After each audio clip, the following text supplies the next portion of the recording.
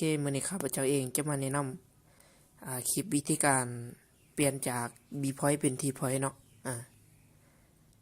เพราะว่าเฮาเปลี่ยนแล้วจึงสามารถเติมบัตรได้โอเคก่อนอื่นหมดเดี๋ยวเฮา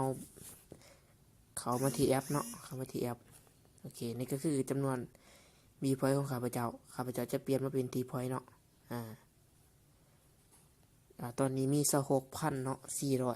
485กีบเนาะเดี๋ยวข้าพเจ้าไปเปลี่ยนกันได้เข้าไปที่รายการเนาะบริการเนาะขอโทษที่บริการปึ๊บโอเคเข้าไปที่ point เนาะเมื่อมาฮอดด้านนี้แล้วเข้าไปที่ point โอเคเขาจะมาเบิ่ง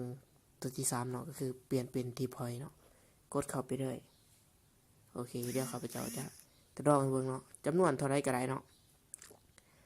1,000 กีบ 2,000 กีบยังไหนเบิดโอเคเดี๋ยวข้าพเจ้าจะเปลี่ยนซ้ำ5,000ก่อนเนาะเพราะว่าใน2 T point ของข้าพเจ้าก็มีอยู่เนาะ5,000 กีบโอเคตัวนี้เป็นปอนไม้เหตุใส่จังไรก็ได้เนาะใส่แบบไรก็ได้หรือว่าบ่ใส่ก็ได้กดคำว่าเปลี่ยนบีเปลี่ยน point เนาะโอเคตกลง